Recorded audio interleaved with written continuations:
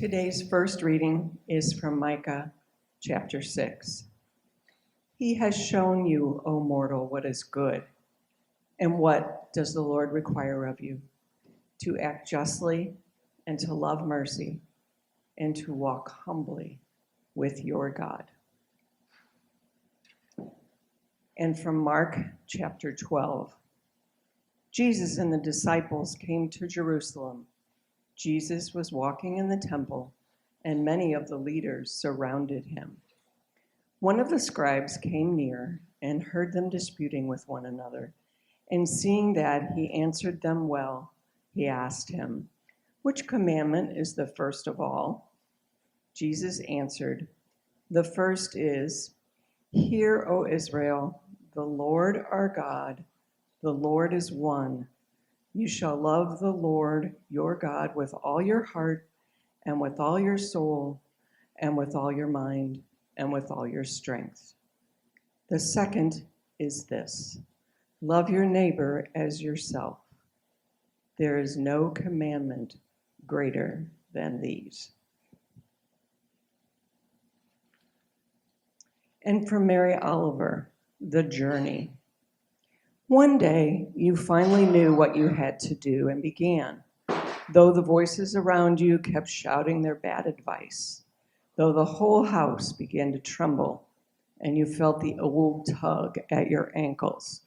"Mend my life," each voice cried, but you didn't stop.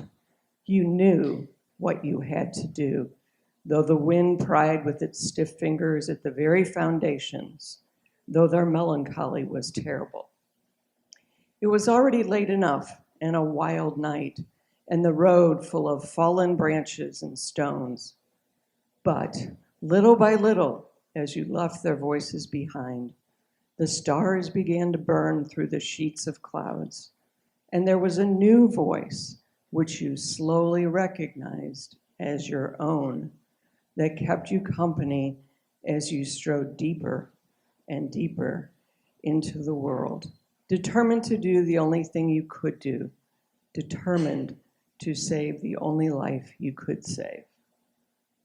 For the wisdom contained in these holy words, we give thanks. Amen.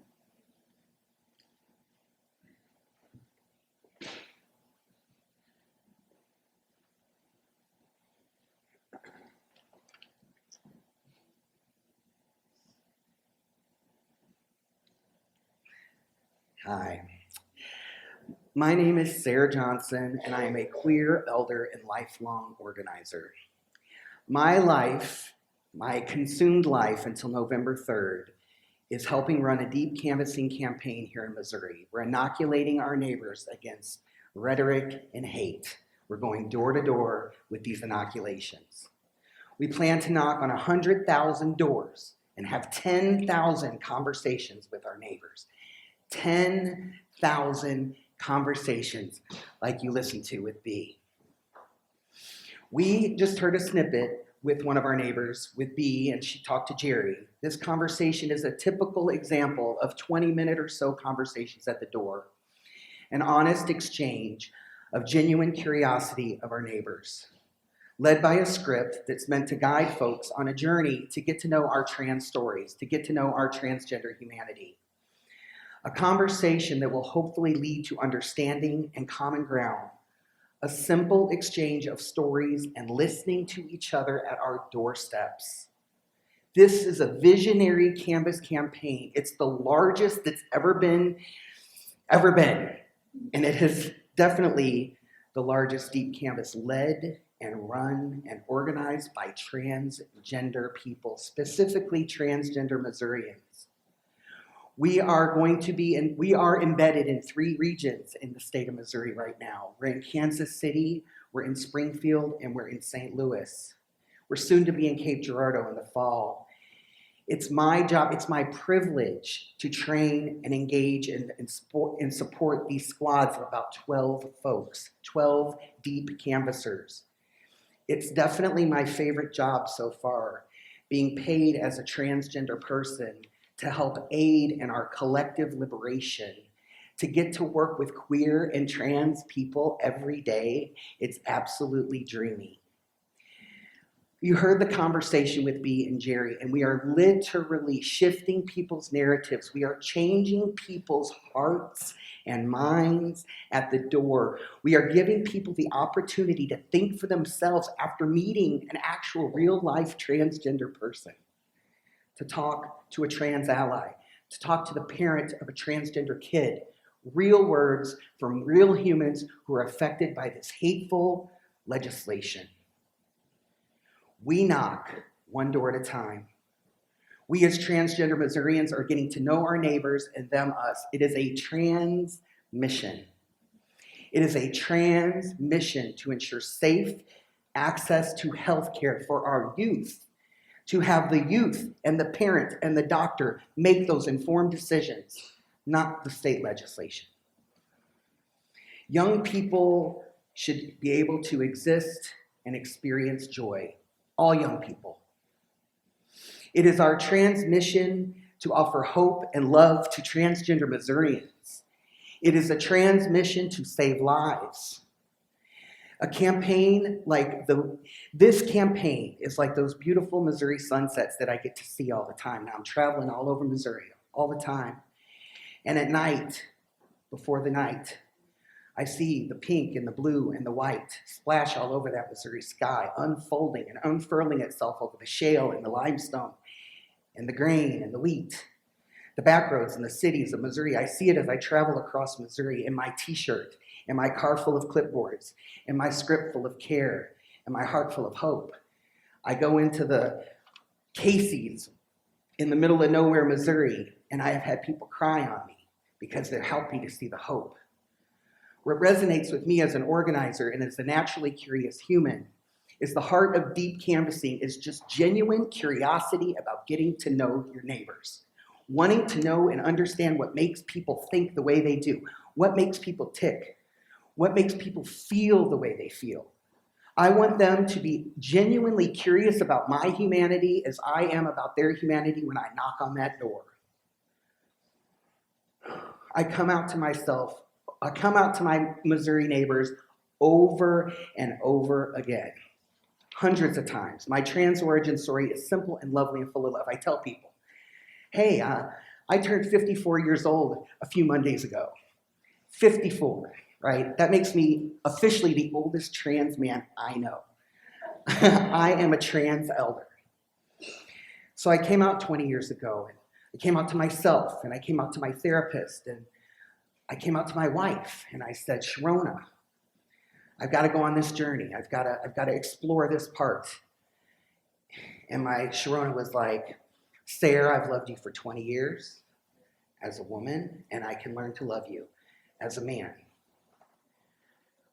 She's like, we got to tell the kids. And I said, we got to tell the kids. And so I tell my middle, who at the time was my youngest, and I said, River, mommy's going to live all the time as a daddy. And he's like, well, I'm not surprised. I said, okay.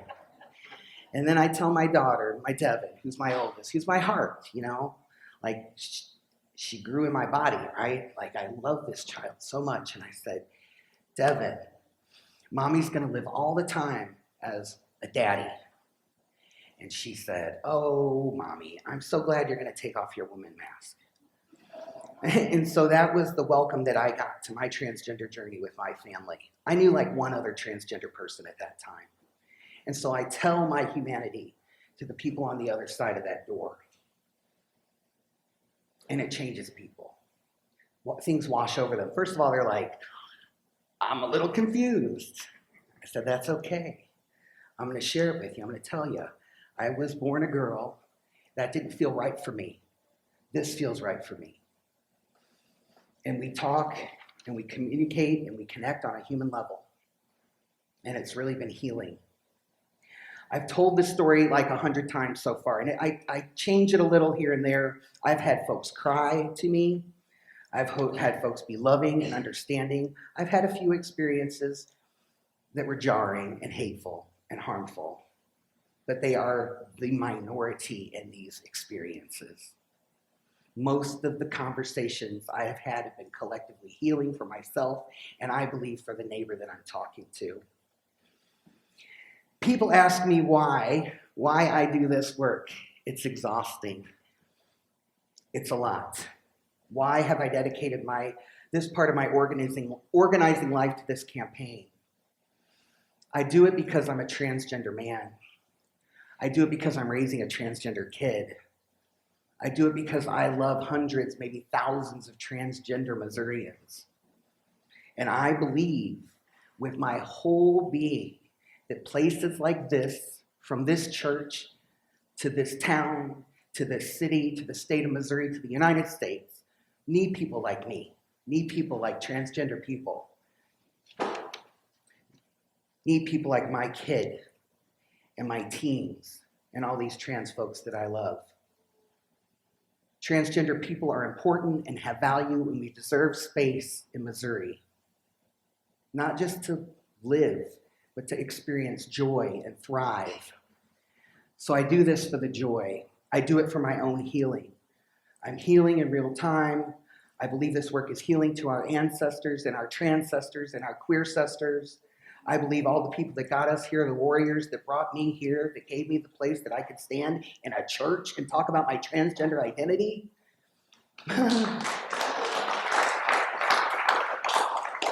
We are healing. We are moving forward.